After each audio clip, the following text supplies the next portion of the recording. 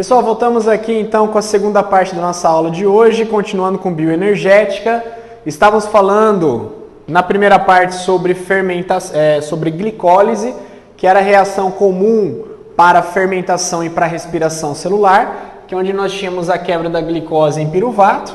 O piruvato também, no caso, liberava, nessa quebra, 4 hidrogênios e elétrons escapavam, desidrogenação.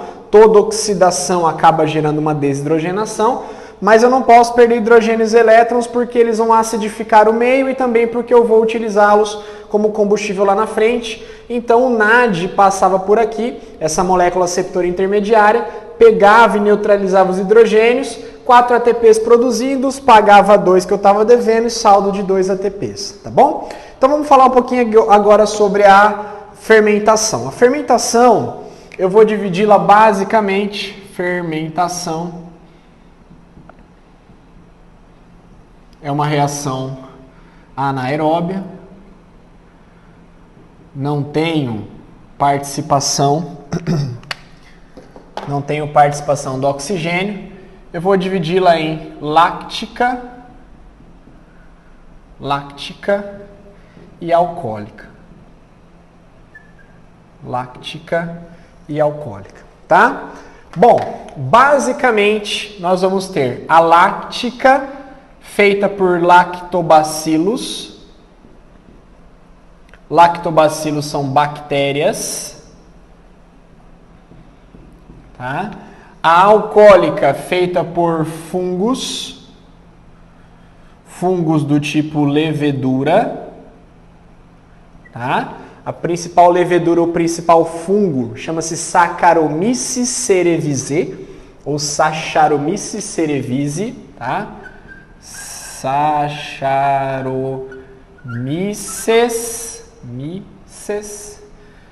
cerevisiae. Esse é o nome da espécie da principal levedura que faz fermentação alcoólica, ok? Vamos lembrar que nós vamos produzir na fermentação alcoólica, a fermentação lática, o ácido láctico. Na fermentação alcoólica eu vou produzir o etanol mais CO2, tá? Existe uma diferença importante entre as duas fermentações, em que uma é produzido ácido lático e a outra etanol e CO2. A liberação de CO2 caracteriza a fermentação alcoólica. Então, quando a gente tiver duas reações lado a lado de fermentação, se uma delas liberar CO2, se você não lembrar da fórmula do etanol, por exemplo, e uma delas libera CO2, fica claro que ela é uma fermentação alcoólica, tá bom? E aqui eu vou usar, por exemplo, a fermentação lática para a produção de derivados de leite, como por exemplo queijo, coalhadas e iogurte, tá? Eu também vou usar a fermentação lática no músculo estriado esquelético. Exercícios intensos, tá? Na ausência de oxigênio, acabam produzindo ou acabam necessitando da fermentação lática, tá bom? Então, nesse caso aqui, gente, são exercícios de explosão. Eu vou basicamente utilizar a fermentação lática nos primeiros 2 minutos de exercício. Então, se você tiver um exercício intenso, de curta duração, geralmente você vai usar a fermentação lática. Se esse exercício for de longa duração, geralmente você vai usar a respiração aeróbia, vai precisar de oxigênio para produzir energia, tá? Então, exercícios de explosão, como por exemplo, levantamento de peso, aquela corrida dos 100 metros rasos, que o cara praticamente não respira, é basicamente a fermentação lática que está acontecendo ali, tá? Enquanto que o etanol você vai produzir bebidas alcoólicas,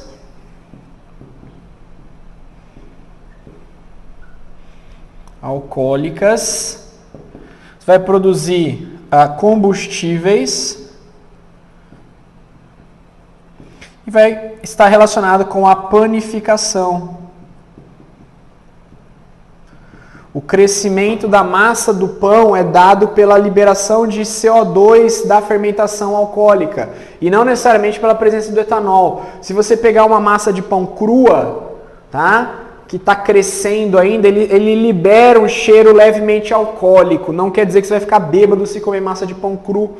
É mais fácil ter uma dor de barriga do que ficar bêbado, porque a concentração de etanol é muito baixa, tá? Mas é uma reação muito importante e geralmente vão te cobrar bastante em relação a isso, tá? Eles vão te cobrar isso aqui, basicamente, ó, vou fazer um esquema. Vai te cobrar, por exemplo, C6H12O6, aí vai virar 2 moléculas de C3H8O3 mais 2 ATP, tá? 8 não, H6O3, C6H12O6 mais 2 moléculas de C2H5OH mais 2 moléculas de CO2 mais 2 ATP, C6H12O6 mais 6 moléculas de oxigênio forma 6 moléculas de CO2 mais 6 moléculas de água mais 38 ATP e 6 moléculas de CO2 mais 6 moléculas de água forma C6H12O6 mais 6 moléculas de oxigênio, que não vou colocar quantos ATPs, tá? Basicamente isso. Então vamos lá, o cara vai mostrar para vocês essas 4 reações, ele vai exigir que você saiba quais são, tá? Então, por exemplo, todas começam com glicose. Todas essas aqui, gente, são reações de catabolismo. Eu cato e quebro a glicose, tá? Essa gera glicose, essa é uma reação de anabolismo. Então, essa reação aqui, a 4, 3, 2, 1. A reação 4 é a fotossíntese. Ou pelo menos imagino que seja fotossíntese, né? Poderia ser uma quimiossíntese, mas aqui, se eu tiver luz e clorofila, vira uma fotossíntese, ok? A reação 3 é o único catabolismo na presença do oxigênio, então é respiração aeróbia. A reação 2 e a 1 são as fermentações. Aí lembra como que eu vou identificar se eu não sei que isso é ácido lático ou se eu não lembro que são etol, se é um etanol, tá? Eu vou olhar para o CO2. A reação que libera CO2 é a fermentação alcoólica.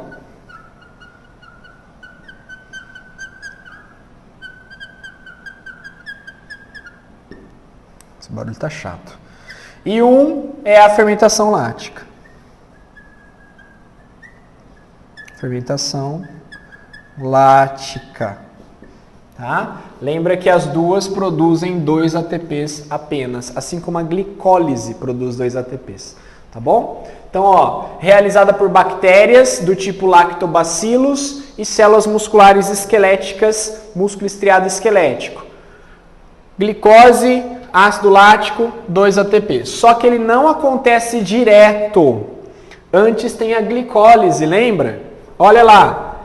Glicose, primeiro vem o piruvato, forma a NADH. Aí o que acontece? Lembra qual foi o acordo que a gente fez com o NADH? O que eu falei para o NADH? Lembra? Vai lá no final, entrega esses hidrogênios para quem?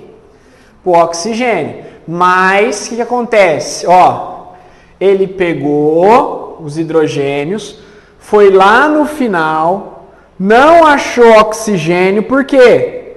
Isso é uma fermentação, aí ele voltou.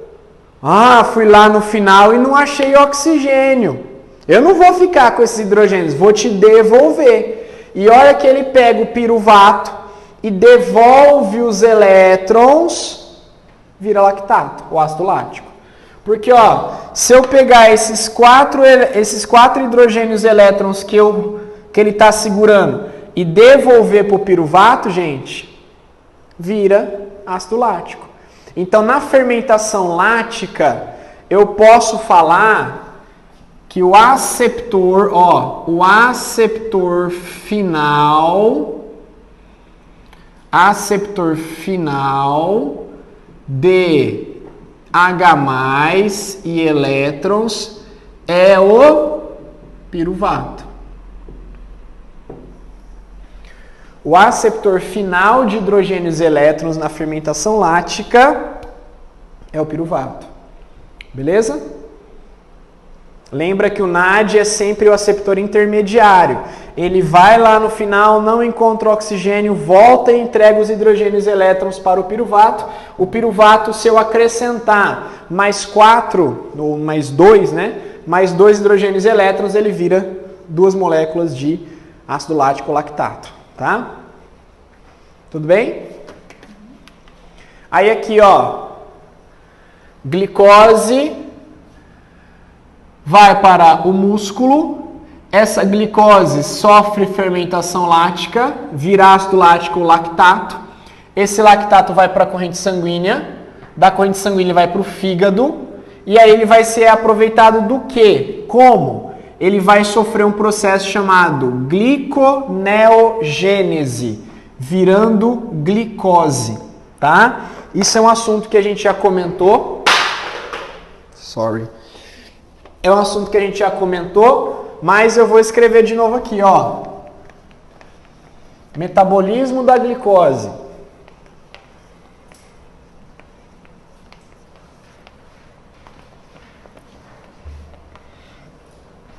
Olha só. Metabolismo da glicose. Eu tenho o que eu chamo de glicogênese.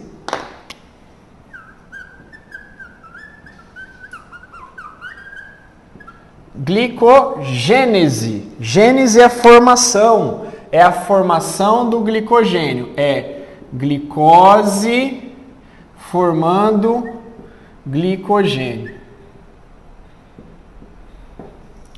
Isso aqui se dá no fígado e é estimulado pela insulina. Tá? Aí eu tenho o contrário, que é a glicogenólise. Lise, quebra, é a quebra do glicogênio. É o glicogênio.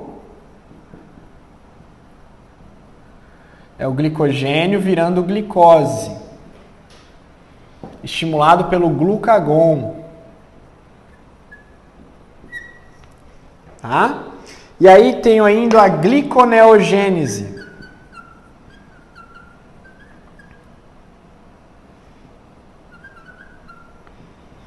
Gliconeogênese, gliconeogênese. Ó, neo é a nova, tá? Neo significa nova. Glicogênese, gliconova gênese. Neogênese é a nova produção de glicose. Como? Eu vou ter que usar moléculas que não sejam glicogênio para formar glicose. Então você vai formar assim, ó, lipídios vira glicose. Tá? Proteínas vira glicose. Lactato vira glicose. Tá? Então, por exemplo, isso aqui é estimulado pelo próprio glucagon, quando precisa, mas também pela adrenalina e pelo cortisol. Tá? Então, ó, aqui, fígado, glicogênio vira glicose, glicogenólise, glicose vira glicogênio, glicogênese, lactato vira glicose, gliconeogênese, tá bom? Mesma coisa no músculo, glicose vira glicogênio, glicogênese, glicogênese vira glicose, glicogenólise, tá? Só que lá não vai ter neoglicogênese dentro do músculo, ok? É só no fígado que acontece a neoglicogênese. E a fermentação alcoólica, ó. Fermentação alcoólica é realizada por fungos, leveduras, Saccharomyces cerevisiae. Você tem C6H12O6, etanol, gás carbônico e ATP, tá? O que acontece? Qual é a principal diferença? Olha só. Eu vou pegar a molécula de piruvato, que é... Pensa comigo. Piruvato. 2 moléculas de C3H4O3. Aí eu vou tirar o CO2 daqui, ó. Eu vou tirar um CO2. CO2. Vai tirar 2 moléculas, na verdade são 2 CO2 que eu tiro, tá? 2 moléculas de CO2, uma de cada. Vai virar 2 moléculas de C2H4O, né? Que eu tirei 2 oxigênios. Vira C2H4O, tá bom? Nesse momento, esta molécula aqui, de C2H4O, tá? Ela vai receber os elétrons hidrogênios do NAD. E quando ela receber elétrons hidrogênios do NAD, ela vai virar C2H6O. Porque o NAD está doando 2 elétrons cada um, 2 hidrogênios cada um. Só que a gente não representa normalmente o etanol como C2H6O, a gente representa como C2H5OH. Esse H eu jogo para cá para representar a função álcool. Mas eu poderia escrever C2H6O, tá? Mas geralmente é C2H5OH, desse jeito aqui, ó. Tá? Mas o que é o C2H5OH? É o piruvato, menos um CO2, mais 2 elétrons hidrogênios que ele recebeu do NAD. Então essa molécula aqui, ó, essa molécula aqui que é o aceptor final de elétrons e H+. Tá? Essa molécula ali que é C2H4O é o aceptor final de elétrons e H+. Aí eu posso falar o seguinte, gente. Na respiração celular, o aceptor final é uma molécula inorgânica, que é o oxigênio. E na fermentação, o aceptor final é uma molécula orgânica, que é o piruvato ou aquela molécula de C2H4O. Tá? Ela tem nome? Ela tem, só que eu não me lembro. Não sei se é gliceraldeído não, ou aldeído. Eu vou procurar, eu vou pesquisar e eu falo para você, mas eu esqueci o nome dessa molécula, tá? O que eu vou fazer aqui?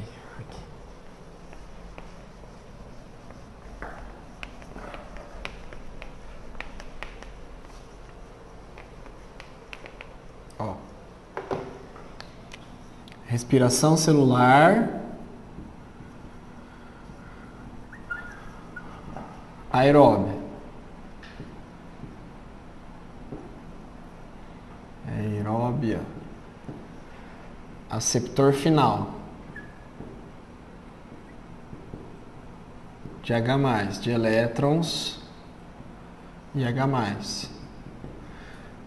É o oxigênio, que é inorgânico. Tá? Na fermentação láctica é o piruvato, que é o orgânico.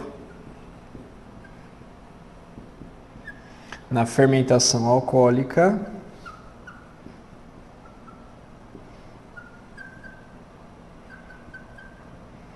é o C2H4O, que também é orgânico.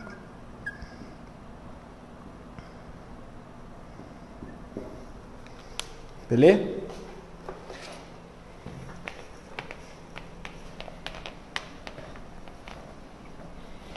Aí o que é a fermentação lática? Tá? Vou falar a fermentação lática resumidamente. Na verdade, assim, quem entende de química, até conversando com o Gerbas, né, nosso colega de química, ele fala que a fermentação lática não deveria chamar fermentação. Deveria chamar uma oxidação lática, né? Porque na verdade o que acontece? Você pega o etanol, na presença do oxigênio, bactérias Acetobacter, por exemplo, que fazem a fermentação acética, tá? Introduzem oxigênio na molécula de etanol, virando ácido acético. Então é como se o etanol, na presença do oxigênio, fosse transformado em ácido acético. Não é uma fermentação. Apesar de chamar fermentação, né? Porque a fermentação ocorre na ausência do oxigênio. Tá? Só que talvez eu entenda até o sentido de fermentação, porque a fermentação é uma reação em que o oxigênio não é o aceptor final de elétrons. Na fermentação acética, ele também não continua sendo o aceptor final de elétrons. Ele é colocado dentro da molécula de etanol. Então, se você colocar etanol mais oxigênio, juntar oxigênio aqui, vai virar o ácido acético. Tá? Por isso que é o avinagrar. Se você abrir uma garrafa de vinho, o vinho tem etanol. Deixa o vinho aberto, destampado, lá aberto, na temperatura ambiente, no calor, aquilo vai gerar uma multiplicação bacteriana e o oxigênio que está entrando, essa bactéria vai colocar esse oxigênio no etanol e aquilo vai virar vinagre. Tá? Então, por exemplo, onde eu tenho açúcar, eu posso ter etanol. Então, se eu tiver açúcar vindo da uva, você vai virar o vinho.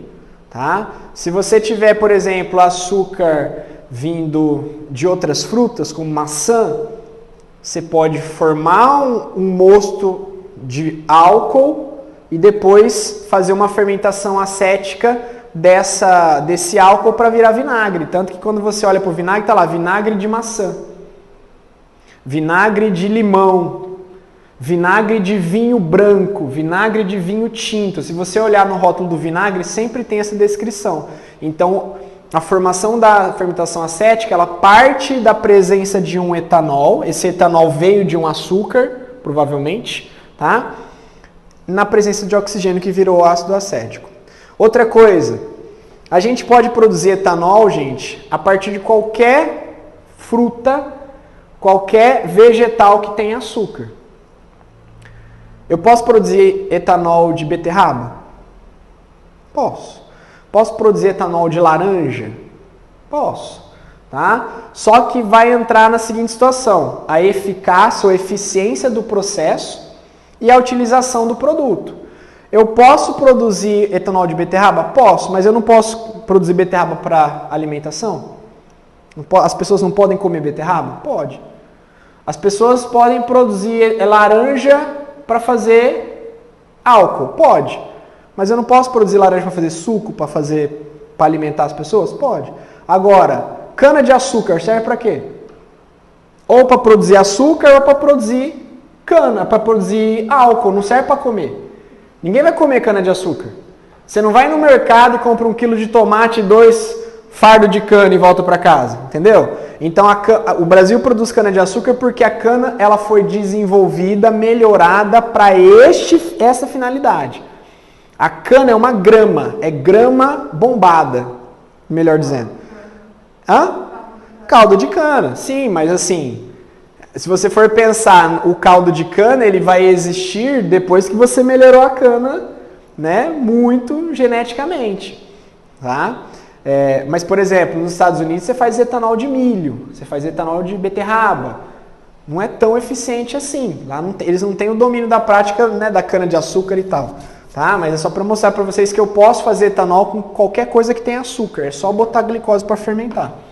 Tudo bem? Aqui tem um resuminho, tá? Da fermentação lática e alcoólica.